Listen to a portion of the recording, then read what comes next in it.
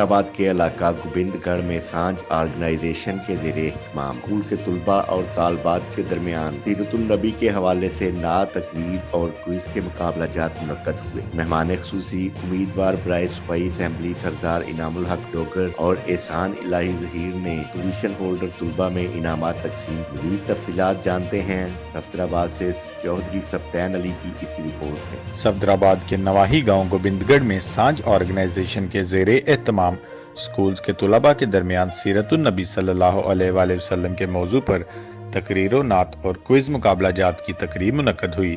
तकरीब में सरदार इनामुल हक डोगर उम्मीदवार बराए MPA और एहसान इलाही जहीर ने बतौर मेहमान खुसूसी शिरकत की।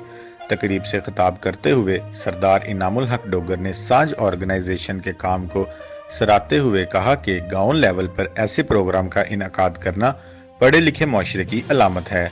दुआ है कि मेरा गांव तालीम समेत हर मैदान में आगे निकले और सांझ ऑर्गेनाइजेशन गोबिंदगढ़ को शानदार और मुनज़्ज़म प्रोग्राम करवाने पर बशारत नजम डोगर और उनकी टीम को मुबारकबाद पेश की।